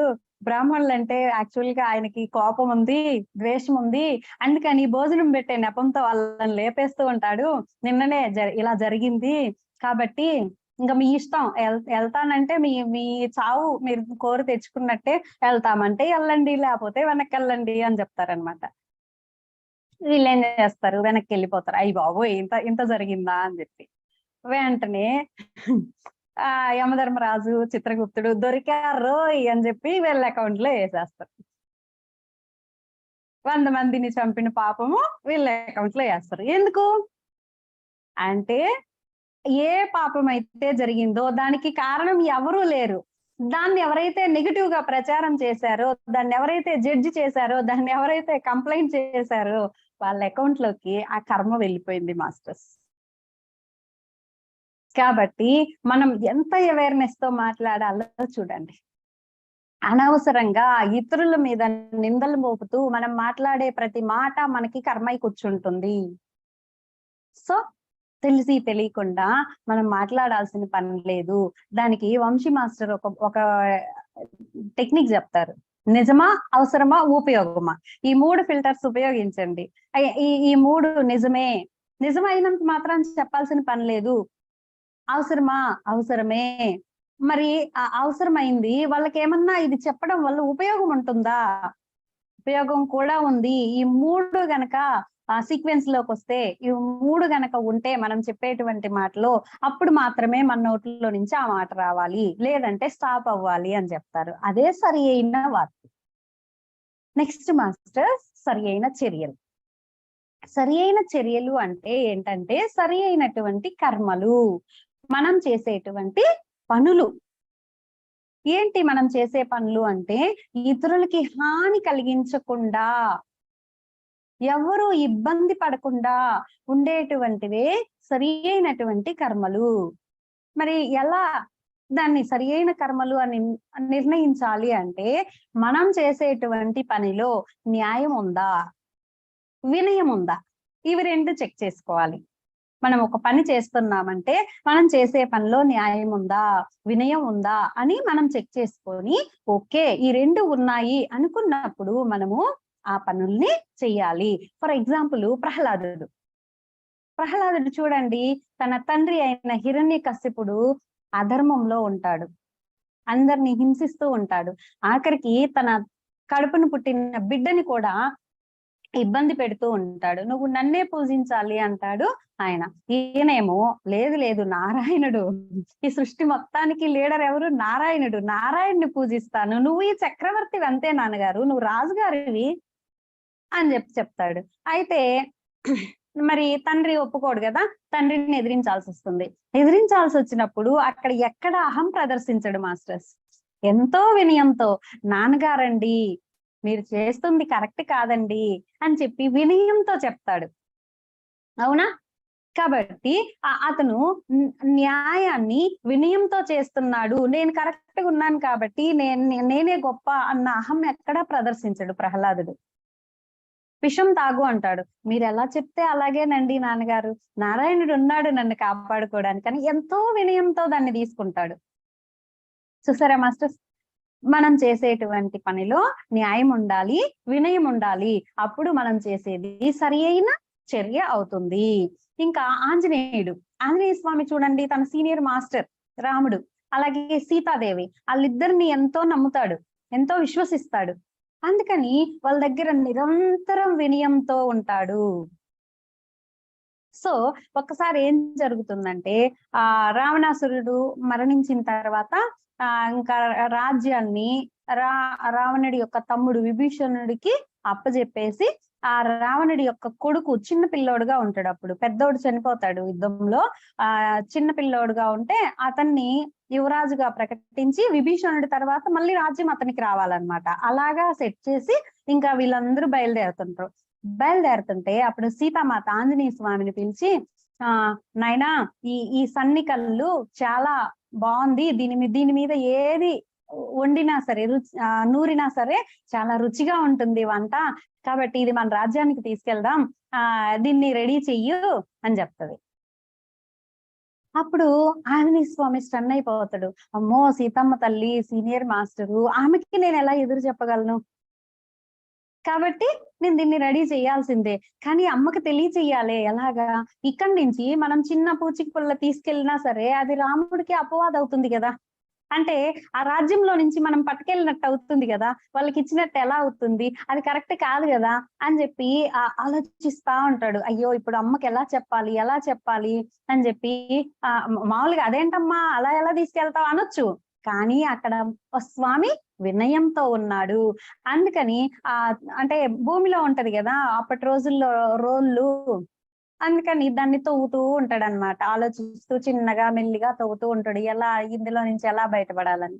అప్పుడు జాంబవంతుడు వస్తాడు కరెక్ట్ గా. వస్తే ఏంటి అంత డల్ గా ఉన్నావు, మన రాజ్యానికి మనం వెళ్తున్నాము, రాముడితోటి వెళ్తున్నాం కదా, ఇంకా ఎందుకు డల్ గా ఉన్నావంటే, ఏం లేదయ్యా సీతమ్మ తల్లి ఇలా చెప్పింది, దీన్ని తవ్వుతున్నాను అందుకని నాకేం పాలు పోవట్లేదు అంటాడు. అదేంటి సీతమ్మ తల్లికి చెప్పేయచ్చు కదా అంటే, అయ్యో నేనెలా చెప్పగలనండి, నా సీనియర్ ఆమెకి నేను ఎలా చెప్పగలనండి, అది అహం అయిపోతుంది కదండి, అహంలో నేను ఎలా ఉండగలనండి అంటాడు. అంటే అప్పుడు జాంబవంతుడు వెళ్ళి, అమ్మ ఆంజనేయ స్వామి దిగులుగా కూర్చొని ఉన్నాడంటే ఎందుకు అంటే ఇది విషయము, అందుకనే నీకు ఎలా చెప్పాలో అర్థం కాక అక్కడ ఇబ్బంది పడుతూ ఉన్నాడమ్మా అంటే, అయ్యో రామా నాకు తెలియలేదు, నేను ఈ సన్నికళ్ళ గురించి ఆలోచించాను కానీ ఇలాగా తీసుకెళ్ళకూడదు అన్న ఆ న్యాయాన్ని నేను మర్చిపోయాను, కాబట్టి నేను దాన్ని తీసుకెళ్ళను, వద్దని చెప్పు ఆంజనేయుడికి అని చెప్తుంది అప్పుడు సీతమ్మ తల్లి. చూడండి మాస్టర్స్ ఎంత వినయం ప్రదర్శించాడు. సో మన చర్యలు అనేవి ఇతరుల్ని హత్య చేయకూడదు, ఇతరుల్ని ఇబ్బంది పెట్టేలా ఉండకూడదు, ఇతరుల్ని అవమానించేలాగా ఉండకూడదు అన్నది మనం ఇక్కడ అర్థం చేసుకుంటాం మాస్టర్స్. ఇంకా అహంకారంతో చేసే పనులు, రావణాసురుడు చేసిన ప్రతి పని అహంకారంతో. సీతాదేవిని తీసుకురావడం, అంతకుముందు పార్వతీమాతను తీసుకొస్తాడు చూడండి. అంటే అహంతో చేసే ప్రతి చర్య సరి అయిన చర్య కాదు, వినయంతో చేసే ప్రతి చర్య సరి అయిన చర్య అవుతుంది. అహంతో చేసే దానిలో న్యాయం ఉండదు, వినయంతో చేసే దానిలో న్యాయం ఉంటుంది. కాబట్టి మనం వినయంతో పని చేసుకుంటూ ముందుకెళ్ళాలి. అట్లాగే హిరణ్యకశిపుడు కూడా సేమ్ నారాయణుడి మీద యుద్ధానికి వెళ్తాడు కదా, హిరణ్యాక్షుణ్ణి నారాయణుడు చంపుతాడు. ఎందుకు? అధర్మంలో ఉన్నాడు కాబట్టి చంపాల్సి వచ్చింది. అయితే నా తమ్ముణ్ణి చంపాడు కాబట్టి నేను నారాయణుణ్ణి చంపాలి, చూడండి మాస్టర్స్, అహంకారపు చర్య. అవునా? అహంకారపు చర్య. అవునా? కాబట్టి అహంకారపు చర్యల్లో మనం ఉండొద్దు, వినయంతో కూడిన చర్యల్లో మనం ఉండాలి అన్నది మనం ఇక్కడ అర్థం చేసుకుందాం. నెక్స్ట్, సరి అయిన జీవనం. మన జీవన విధానం ఏ విధంగా ఉండాలి అంటే సరి అయినదిగా ఉండాలి. ఏంటమ్మా సరి అయిన జీవనం అంటే ధర్మ మార్గంలో జీవించడమే. చూడండి, మనము మన ఫుడ్ కోసం, మన ఆహారం కోసం మనము ఎలాంటి ధనాన్ని ఆర్జిస్తున్నాము, సరి అయిన జీవన భృతి, మన జీవన భృతి, మనం చేసేటువంటి పని ఎలా ఉంది, ధర్మంలో ఉందా, అధర్మంలో ఉందా, హింసలో ఉందా, అహింసలో ఉందా అన్నది చెక్ చేసుకుంటూ హింస లేనటువంటి జీవన భృతిని మనం ఎంచుకోవాలి మాస్టర్స్. అయ్యో అండి, చేపలు పట్టడం మా వృత్తి కదండి, మరి దీన్ని వదిలితే ఎలాగండి అంటే, ఆ వృత్తిని ఎవరు ఎంచుకోమన్నారు? ఎన్నో వృత్తులు ఉన్నాయి కదా. కాబట్టి మనం ఇంకా కొంతమంది చూడండి బిజినెస్లు చేస్తూ ఉంటారు. ఆ బిజినెస్ లో ఎంతవరకు ధర్మం ఉంది, ఎంతవరకు అధర్మం ఉంది అనేది చెక్ చేసుకోవాలి మాస్టర్స్. సో ఎవరమైతే మనందరి జీవన భృతి ఏ విధంగా ఉంది, ధర్మ మార్గంలో వస్తుందా, ఎవరన్నా ఇబ్బంది పడుతూ, బాధపడుతూ, కష్టపడుతూ ఉండడం వల్ల వస్తుందా అన్నది చెక్ చేసుకోవాలి. ఏ జీవి అయినా సరే, మనిషి కానీ జంతువు కానీ, మనస వాచ కర్మన బాధపడుతూ ఉంటే దాని నుంచి వచ్చిన ఫుడ్ ని మనం తీసుకుంటున్నాము అంటే వాటి యొక్క ఉసురు మనకి తగులుతుంది మాస్టర్స్. ఆ ఉసురు మనకి కర్మై కూర్చుంటుంది. ఆ కర్మ మళ్ళీ మన జీవితంలోకి రిపీట్ అవుతుంది. మనం ఏదైతే ఇబ్బంది పెట్టామో, ఏదైతే బాధ పెట్టామో అది మళ్ళా మన జీవితంలోకి తిరిగి వస్తుంది మాస్టర్స్. కాబట్టి మన జీవనం అనేది ఏ విధంగా ఉంది అనేది మనం చెక్ చేసుకోవాలి. ఎగ్జాంపుల్, రత్నాకరుడు మనందరికీ తెలిసిందే. రత్నాకరుడు ఏం చేసేవాడు, అడవిలో వెళ్తూ ఉండే వాళ్ళని బంధించేసి వాళ్ళ దగ్గర ఉండే ధనం తీసుకొని వాటితోటి తన జీవనాన్ని గడిపేవాడు. ఇంటికెళ్ళి భార్యకి ఇచ్చేసి పిల్లల్ని పెంచుకుంటూ ఉండేవాడు. అయితే ఒకరోజు ఏమవుతుంది, నారదుడు వస్తాడు. నారదుడు ఆ దారిని వెళ్తూ ఉంటే ఆయన్ని చెట్టుకు కట్టేస్తాడు. నీ దగ్గర ఉండే డబ్బులన్నీ తీయని. అయ్యో నాయనా, నా దగ్గర ఏముంది నాయనా, ఈ తుంబురా తప్పితే. నారదుడి చేతిలో అది ఉంటది కదా, వాయించుకోను, ఇది ఉంది నాయన, కావాలంటే తీసుకోనైనా అంటాడు. నువ్వు లోపల దాచిపెట్టినవు తీ అంటాడు. నారాయణ మంత్రం ఉంది నాయన లోపల, ఇంకేం లేదు నాయన. నారాయణ నారాయణ అంటాడు. ఏమి దొంగ వేషాలు వేస్తున్నావా, నువ్వు తీస్తావా, నీ బట్టలన్నీ తీసేసి నేను తీసేయనా అంటాడు. నాకున్నదే ఒక గుడ్డ నాయన, అది కూడా తీస్తావా, నేనేం చెయ్యను. మరి నువ్వు ఇలా దోచుకుంటూ ఉంటే నీకు కర్మ అవదా అంటే, అదేంటి, నేను జీవించడానికి నాకు తెలిసిన మార్గం ఇది, మరి నా భార్య పిల్లల్ని కాపాడుకోవాల్సిన బాధ్యత ఉంది కదా, వాళ్ళకి భోజనం పెట్టాల్సిన బాధ్యత ఉంది కదా, మరి ఆ బాధ్యతను నేను నిర్వర్తిస్తున్నాను, అదెలా కర్మ అవుతుంది అంటాడు. అవునా, సరే, నన్ను చెట్టుకి కట్టేసావు కదా, నేను ఎక్కడికి వెళ్ళను, నువ్వు ఒక పని చెయ్యి, ఇంటికెళ్ళి నీ భార్యని అడుగు, మరి నేను ఈ దోపిడీలు దొంగతనాలు చేస్తున్నాను, ఇది కర్మ అవుతుందంట, పాపం అవుతుందంట, ఈ పాపంలో ఆ ఫుడ్ నే కదా మీకు తెచ్చి పెడుతున్నాను, మరి నేను చేసిన ఈ పాపంలో మీరు భాగం పంచుకుంటారా అని అడిగేసిరా ఇంట్లో వాళ్ళని అంటాడు. సరే కదా అని చెప్పి వెళ్ళి భార్యని అడుగుతాడు. మరి నేను మీకు చక్కగా అన్ని, నీకు కావాల్సిన చీరలన్నీ తీసిస్తున్నా కదా, నీకు నగలన్నీ తీసిస్తున్నా కదా, నీ బిడ్డని మంచిగా పెంచుకుంటున్నాం కదా, మరి ఇందులో నేను సంపాదించే డబ్బు వల్ల పాపం వస్తుందంట, ఆ పాపంలో నువ్వు భాగం పంచుకుంటావు కదా అంటాడు. అప్పుడు ఆమె ఏమంటుంది తెలుసా, నన్ను నా బిడ్డని చాకాల్సిన బాధ్యత నీకుంది, నీ పాపంలో నేను ఎందుకు బాధ్యత పంచుకుంటాను, నాకు సంబంధం లేదు అంటుంది. చూసారా మాస్టర్స్. తర్వాత కొడుకు దగ్గరికి వెళ్తాడు. అరే, నీకు కావాల్సినవన్నీ కొని పెడుతున్నాను కదా, నీకు బైక్ కావాలంటే కొనిచ్చాను, సెల్ ఫోన్, మంచి ఫోన్ కొనిచ్చాను అంటే, ఆ రోజుల్లో లేవులేండి, ఇప్పుడు ఎగ్జాంపుల్ గా చెప్పుకుందాం.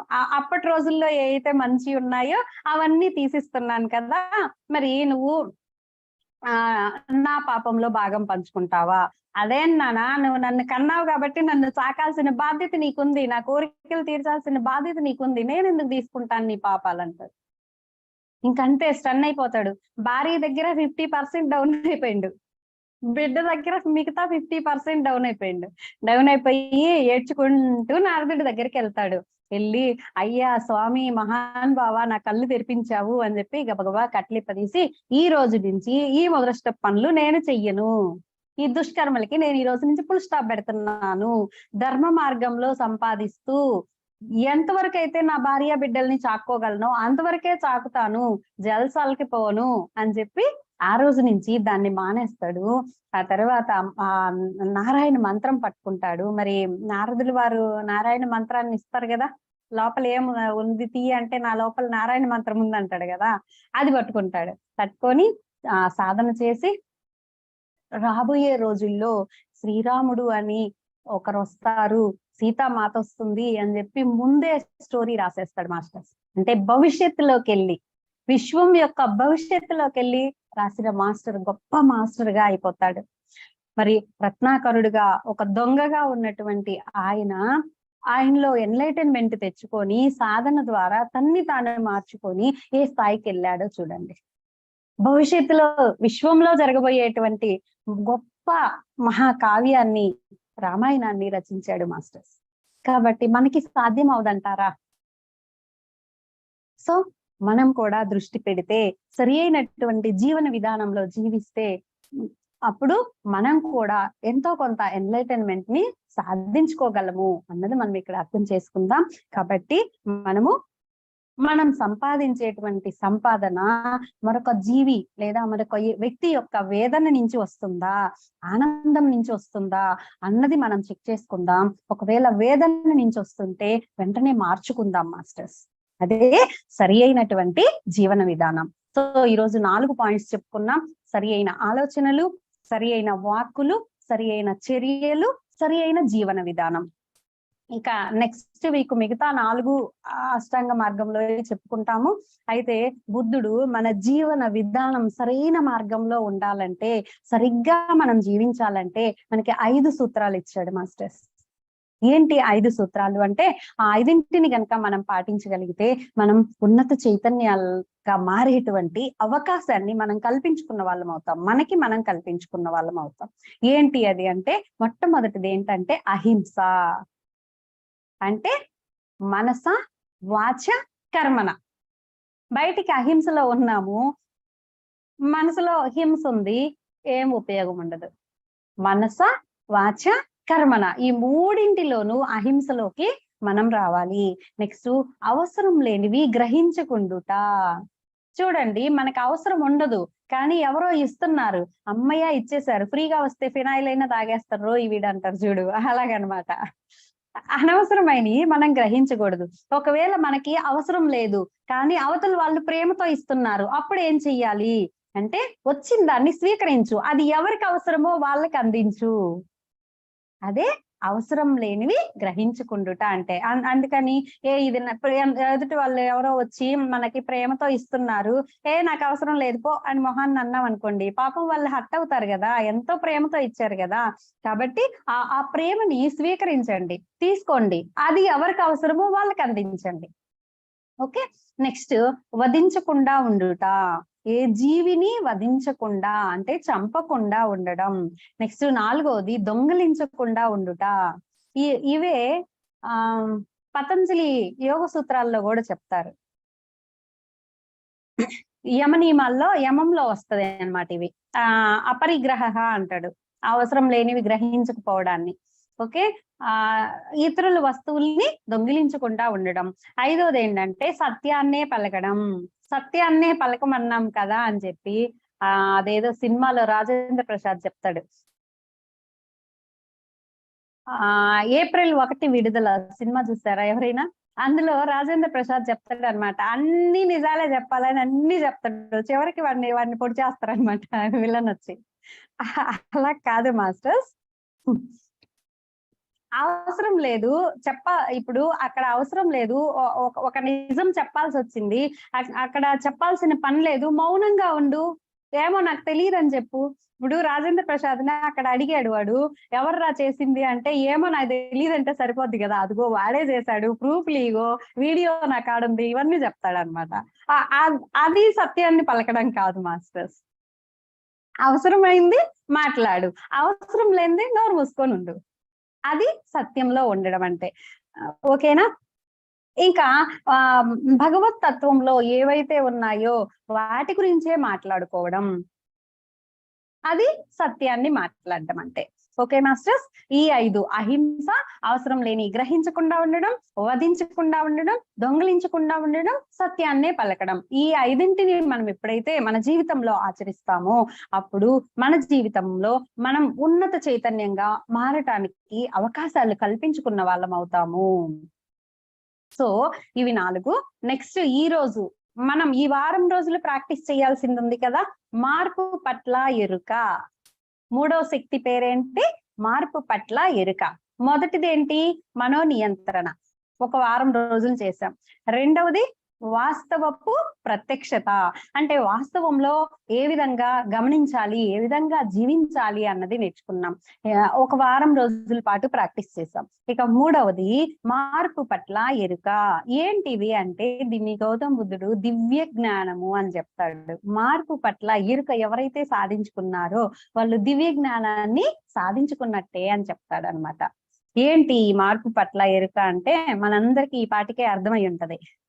వారం రోజులు చక్కగా వాస్తవంలో చూసాం కదా.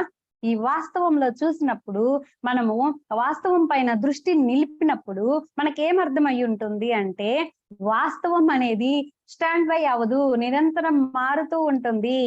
ఎందుకంటే ఇప్పుడు ఒక ఆలోచన వచ్చింది, ఇంకొక నిమిషం అయ్యాక ఇంకొక ఆలోచన వచ్చింది, ఇంకో నిమిషం అయ్యాక ఇంకొక ఆలోచన వచ్చింది. అంటే ఆలోచన ఎక్కడన్నా స్టాండ్ బై అయిందా? అవలేదు. మరి మన చుట్టూ ఉండే పరిస్థితులు ఏమన్నా స్టాండ్ బై అయ్యున్నాయా? ఎప్పుడు నిరంతరం ఒకే పరిస్థితులు ఉన్నాయా? లేవు. అవునా? ప్రకృతి ఏమన్నా స్టాండ్ బై అయ్యుందా? మార్నింగ్ ఒకలా ఉంది, ఈవినింగ్ ఒకలా ఉంది, మధ్యాహ్నం ఒకలా ఉంది. సో క్షణ క్షణం మారుతూ ఉండేదే వాస్తవం. అవునా? సో వాస్తవం అనేది నిరంతరం మారుతూ ఉంటుంది అన్న విషయాన్ని మనం అవగాహన చేసుకోవడమే దివ్య జ్ఞానము. అదే మార్పు పట్ల ఎరుక.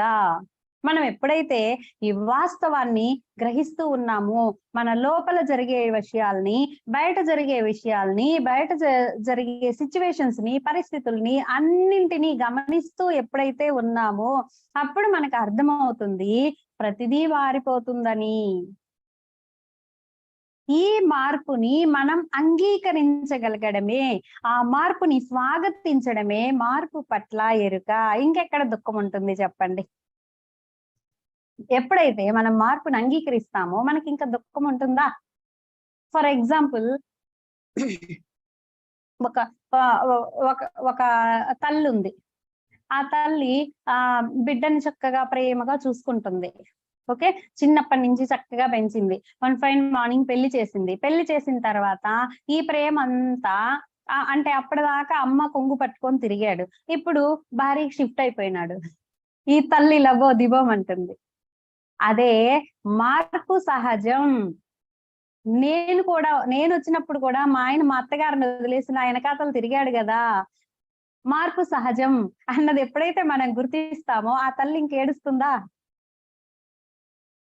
ఆ మార్పు సహజం అన్నది అర్థం చేసుకోకుండా అయ్యో నా కొడుకు మారిపోయాడే, అయ్యో వీడిలా అయిపోయాడే, నేనెంత కష్టపడి సాకాను, నేను అలా పెంచాను, ఇలా పెంచాను, అప్పుడు హెల్త్ బాగాలేకపోతే ఇంతలా సేవలు చేశాను, ఇవన్నీ గుర్తు చేసుకొని ఏడుస్తుందా తల్లి?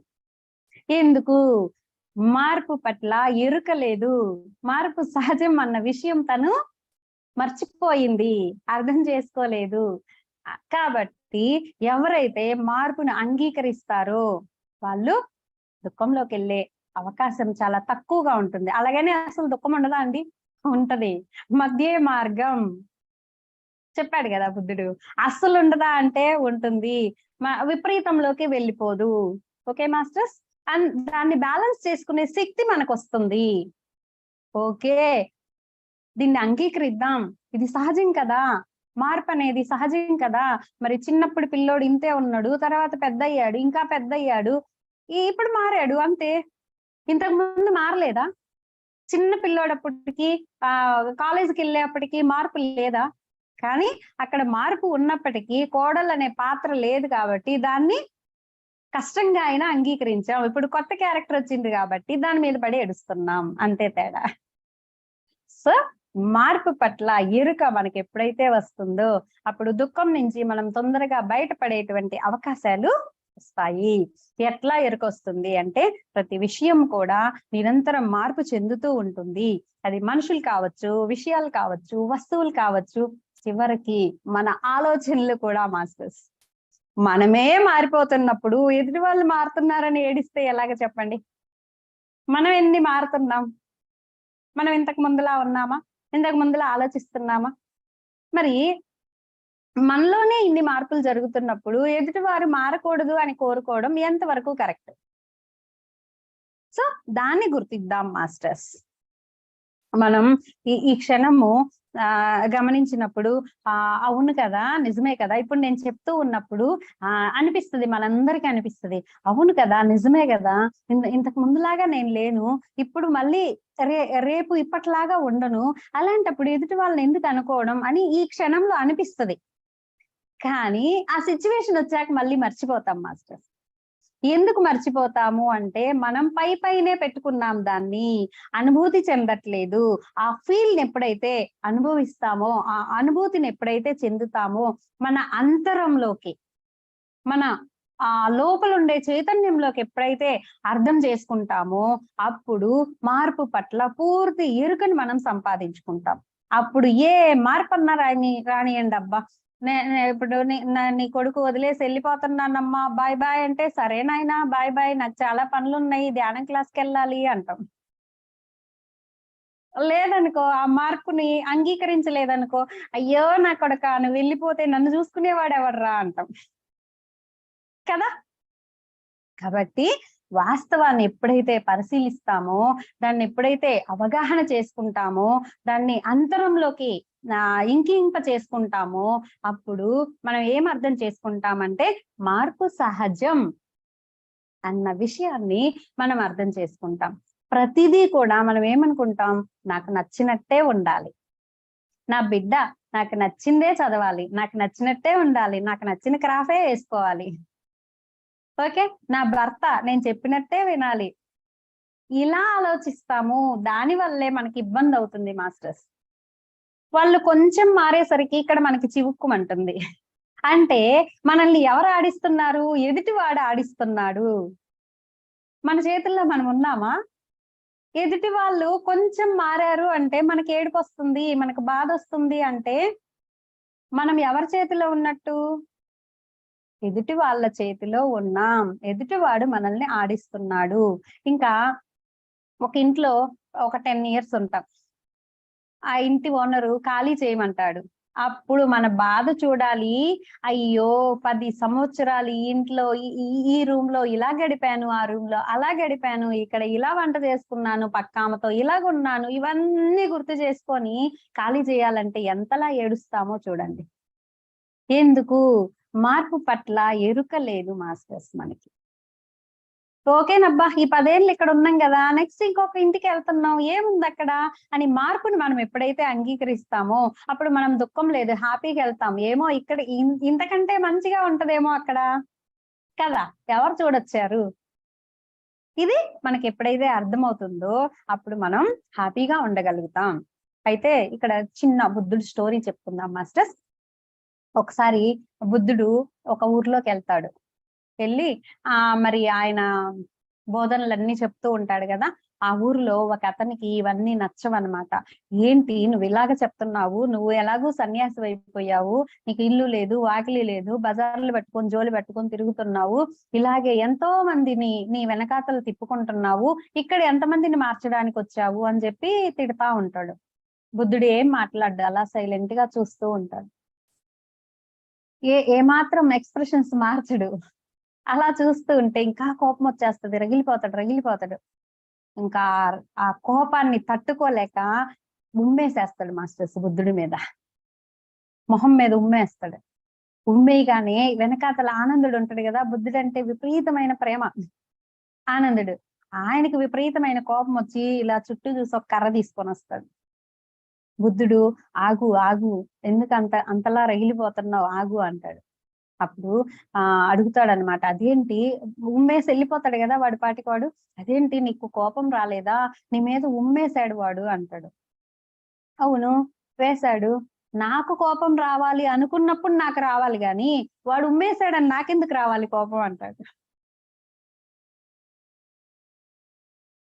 అంటే నేను నా చేతుల్లో ఉన్నాను ఆనంద, నువ్వు ఇంకా నీ చేతుల్లోకి రాలేదు, అందుకే నీ కోపాన్ని వాడు కంట్రోల్ చేస్తున్నాడు. అంటే నీకు కోపం రావడానికి వాడు కారణమయ్యాడు. కోపం రావద్దా అంటే రావచ్చు, కానీ నీ కోపం నీ చేతుల్లో ఉండాలి. నువ్వు రావాలి అనుకున్నప్పుడే రావాలి. నువ్వు వద్దు అనుకుంటే ఆగిపోవాలి. నేను వద్దనుకున్నాను, ఆగిపోయాను. నాకు ఇప్పుడు మరింత ఆనందంగా ఉంది. నాకు అతను చాలా హెల్ప్ చేశాడు. ఎందుకంటే నా చేతిలో నేనున్నానా లేదా అని నాకు నా నా పరీక్షలో నేను నెగ్గాను. నేనేంటి అనేది నాకు అర్థమైంది. కాబట్టి అతని పట్ల నేను కృతజ్ఞతతో ఉన్నాను. నువ్వు కోప్పడకు అని చెప్పి కూల్ చేసి పంపించేస్తాడు. ఇప్పుడు అతనేం రియాక్ట్ అవ్వలేదు కదా. బుద్ధుడు మామూలుగా ఉమ్మేస్తే ఏం చెయ్యాలి? రేయ్ నా మీద ఉమ్మేస్తావా అని చెప్పి వాడు షర్టు పట్టుకోవాలి. బుద్ధుడు అలా ఏం చెయ్యలేదు. నా చేతుల్లో నేనున్నాను అని చెప్పి ఇతను వెళ్ళిపోయాడు. అలాగని ఉమ్మేశాడని ఊరుకుంటాడా అంటే మనమైతే ఊరుకుంటామా? రియాక్షన్ ఉంటుంది. ఇందాక కృష్ణుడు చెప్పాడు కదా ద్రౌపదికి, అందరి కోసం అని ఆలోచించమని, అలా రియాక్ట్ అవుతాం. కానీ ఇక్కడ ఏం జరుగుతుందంటే నైట్ కి బుద్ధుడు వెళ్ళిపోతాడు కదా, ఇతను అదేంటి నేను ఉమ్మేసినా సరే ఆయన అంత కూల్ గా ఉన్నాడు, ఏమాత్రం రియాక్ట్ అవ్వలేదు, ఆయన ఎంత మహానుభావుడు, ఎంత గొప్పోడు, అయ్యో అంత గొప్పోడు మీద నేను ఉమ్మేశానని ఈయన ఫీల్ అయిపోతాడు. నైట్ అంతా నిద్ర పట్టదు, లబో దిబోం అంటుంటాడు. ఓకే, ఇప్పుడు మార్నింగ్ లేచిన తర్వాత పరిగెత్తుకుంటూ వెళ్తాడు. వెళ్ళి అయ్యా నన్ను క్షమించయ్యా, నీ మీద నేను ఉమ్మేశాను, నన్ను క్షమించు అని చెప్పి కాళ్ళ మీద పడతాడు. కాళ్ళ మీద పడితే అప్పుడు బుద్ధుడు ఏమంటాడు తెలుసా? నిన్న జరిగింది కదా, ఏమో నేను అప్పుడే మర్చిపోయా, నాకు సంబంధం లేదు. చూసారా మాస్టర్స్? అంటే గతాన్ని అక్కడ ఆయన మనసులో పెట్టుకొని రగిలిపోలేదు, ద్వేషంలో ఉండలేదు. మనం కూడా ద్వేషంలో ఉండకుండా ఎప్పటికప్పుడు రిలీజ్ అవ్వాలి. అయితే ఏం చేయకూడదు అంటే చేసేది చేస్తాం, కానీ ద్వేషంతో కాదు, రగిలిపోతూ కాదు. ఓకే, అధర్మాన్ని ఎదిరించాల్సి వచ్చినప్పుడు ఎదిరిస్తాం, కానీ ద్వేషం లేకుండా. కృష్ణుడు చేస్తాడు అలాగా, నారాయణుడు చేస్తాడు అలాగా.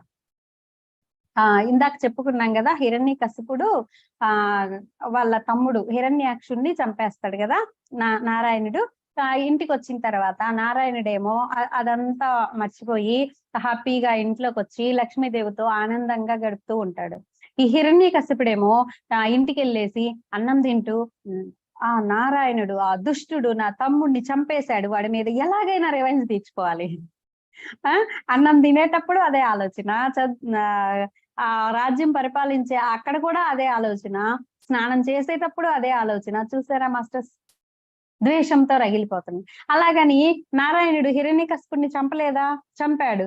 కానీ కూల్ గా, ఏ ద్వేషం లేకుండా, అధర్మాన్ని ఎదిరించాల్సి వచ్చినప్పుడు, ప్రహ్లాదుడిని కాపాడాల్సి వచ్చినప్పుడు కూల్ గా వచ్చేసేసాడు.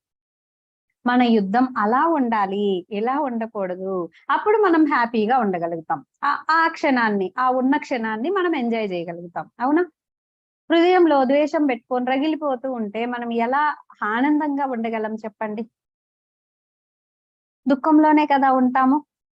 సో మనం ఏంటి అంటే వాస్తవము నిరంతరం మార్పు చెందుతూ ఉంటుంది అన్న విషయాన్ని మనం అర్థం చేసుకుంటూ మన జీవితాన్ని ముందుకు సాగించాలి మాస్టర్స్. దీనికోసం ఒక చిన్న కథ 5 నిమిషాలు చెప్పుకొని మనం బయటకు వచ్చేద్దాం మాస్టర్స్. అయితే ఒక ఊర్లో ఒక ముసలాయన ఉంటాడు అనమాట. ఆ ముసలాయనకి ఒక కొడుకు ఉంటాడు. ఆయన దగ్గర ఒక మంచి గుర్రం ఉంటది. ఒకరోజు అడవిలో నుంచి తప్పిపోయి ఈ ముసలాయన దగ్గరికి వస్తుంది అనమాట. వస్తే ఈయన దాన్ని మచ్చిక చేస్తాడు, వాళ్ళ కొడుకు దాని మీద సవారీ చేస్తా హ్యాపీగా ఉంటారు. అప్పుడు ఆ గుర్రం ఇంటికి రాగానే ఊర్లో వాళ్ళందరూ వస్తారు. వచ్చి, అయ్యో ముసలోడా, నువ్వు ఎంత అదృష్టవంతుడివి, నీ దగ్గరికి ఆ జాతి గుర్రం వచ్చింది, దీని విలువ ఎంత ఉంటది తెలుసా? దాదాపు కోటి రూపాయలు ఉంటది, నువ్వు ఎంత అదృష్టవంతుడు ముసలోడా అంటారు. వెంటనే ఆ ముసలాయన ఏమంటాడు తెలుసా? అదృష్టమో దురదృష్టమో నాకు తెలీదు, ఇప్పుడు నా దగ్గరికి గుర్రం వచ్చింది, అదే జరిగింది. వాస్తవం ఏంటి? గుర్రం వచ్చింది. అది అదృష్టమో దురదృష్టమో నేనెలా నిర్ణయించగలను, మీరెలా నిర్ణయించగలరు, పోండి పోండి అంటాడు. ఒకరోజు ఏమవుతదంటే ఆ గుర్రము అడవిలోకి వెళ్ళిపోతది. వెళ్ళిపోతే అప్పుడు అందరూ మళ్ళీ వస్తారు. వచ్చి, అయ్యో ముసలోడా నువ్వెంత దురదృష్టవంతుడివి, 1,00,00,000 విలువ చేసే గుర్రాన్ని పోగొట్టుకున్నావు, అయ్యో ముసలోడా అంటారు. అప్పుడు ఆయన ఏమంటాడు, అదృష్టమో దురదృష్టమో నాకు తెలీదు, గుర్రం వెళ్ళిపోయింది, అదే జరిగింది. ఓకే మాస్టర్స్, దాన్ని నువ్వు నేను ఎలా నిర్ణయిస్తాము? వెళ్ళిపోయింది అంతవరకే ఇక్కడ జరిగింది అంటాడు. సరే అందరు వెళ్ళిపోతారు. మళ్ళీ ఆ గుర్రం ఏం చేస్తది తెలుసా? మరొక 10 జాతి గుర్రాలని వెంట పెట్టుకొని ఇంటికి వస్తది మళ్ళా. మళ్ళీ పొలమని అందరు వచ్చేసారు. వచ్చి, అబ్బా ముసలోడా నువ్వు ఎంత అదృష్టవంతుడివి, ఓహో ఆహా అంటారు. 10 గుర్రాలు తీసుకొచ్చింది అంతే, ఇప్పుడు జరిగింది. అంతేగాని అది అదృష్టమో దురదృష్టమో నాకు తెలియదు అంటాడు. పోండి మీరు మీరు వెళ్ళిపోండి అంటాడు. ఆ తర్వాత మళ్ళీ కొన్నాళ్ళు అయ్యాక ఆ 10 గుర్రాలు ఉన్నాయి కదా, వాటితో సవారీ చేస్తూ చేస్తూ ఒకరోజు వాళ్ళ కొడుకు కింద పడిపోతాడు. కింద పడిపోయి కాళ్ళు 2 ఇరిగిపోతాయి. ఆ బెడ్ మీద పడుకొని ఉంటాడు. మళ్ళీ ఊర్లో వాళ్ళందరూ వస్తారు పొలమని. అయ్యో ఈ గుర్రాలు రావడం వల్లే కదా నీ కొడుకు ఇలాగయింది, బెడ్ పాలయ్యాడు, నువ్వు ఎంత దురదృష్టవంతుడు ముసలోడా అంటారు. మళ్ళీ అదృష్టమో దురదృష్టమో నా తెలీదు, నోరు మూసుకొని బయటకు వెళ్ళండి అంటాడు ముసలాయన. ఓకే.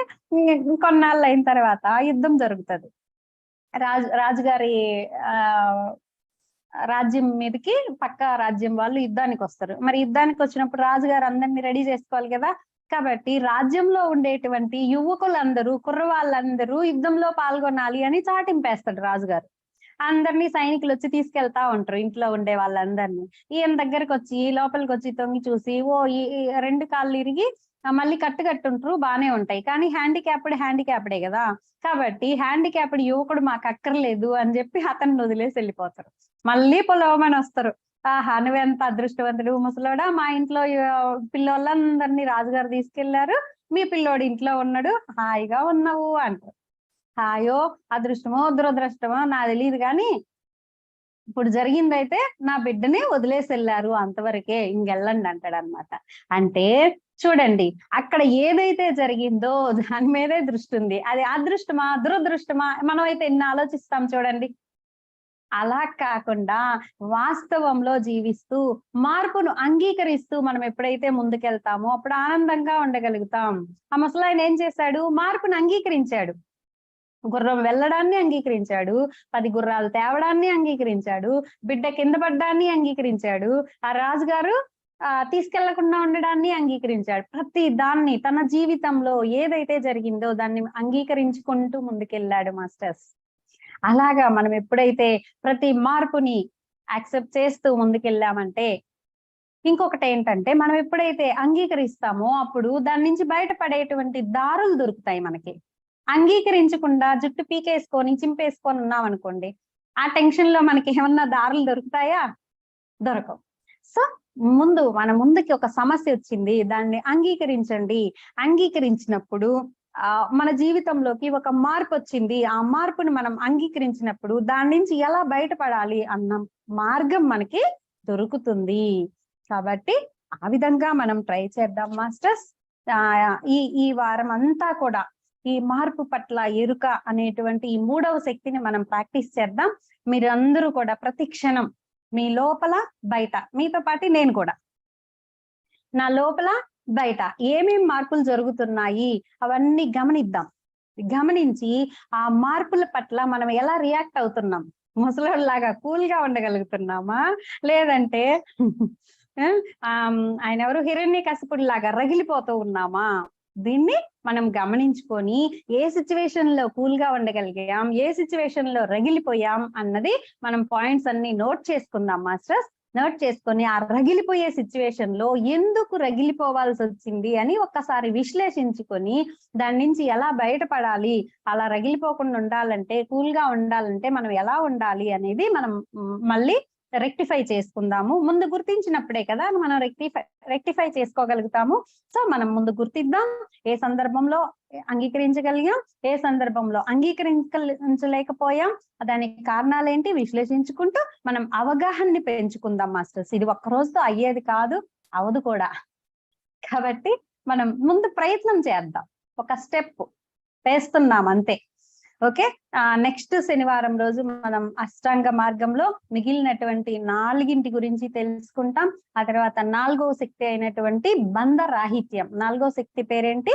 బంధ రాహిత్యం. దీన్ని మనం ప్రాక్టీస్ చేస్తాం నెక్స్ట్ వీక్. దాన్ని ఎలా సాధన చేయాలో కూడా చూస్తాము. అయితే నెక్స్ట్ శనివారం యాజ్ ఇట్ ఈజ్ క్లాస్ ఉండదు మాస్టర్స్, ఎందుకంటే నేను బయటకు వెళ్తున్నాను.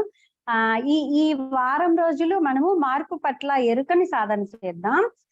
నెక్స్ట్ శనివారం అయిపోయాక ఆదివారం నుంచి ఏం చేద్దామంటే 6 రోజులు ఉంటది కదా, 2 రోజులు మళ్ళీ బ్యాక్ వెళ్దాం. అసలు ఎంతవరకు లోపలికి తీసుకున్నాం అనేది మనో నియంత్రణని 2 రోజులు ప్రాక్టీస్ చేద్దాం.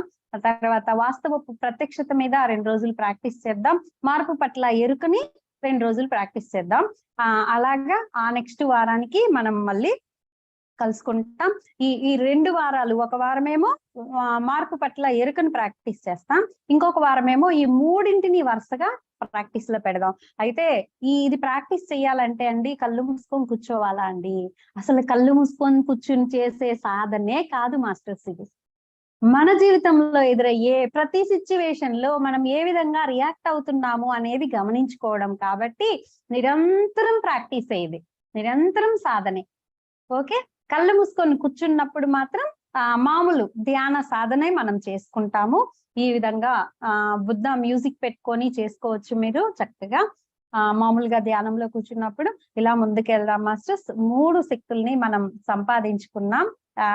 2 శక్తులు పూర్తిగా ప్రాక్టీస్ చేసాము, 3వ శక్తిని మనం ప్రాక్టీస్ చేయబోతున్నాము. ఈ వారం రోజులు దీనిపైనే మనం ప్రాక్టీస్ చేద్దాం. సో ఈ రోజు మనం ఇంతటితో ముగించుకుందాం మాస్టర్స్. ఈ వారం అంతా కూడా ఎవరికి వాళ్ళం మనం సాధన చేసుకుందాం. సో మనం ధ్యానానికి రెడీ అయిపోదాం మాస్టర్స్. ఇంకా సీత గారు మాట్లాడండి.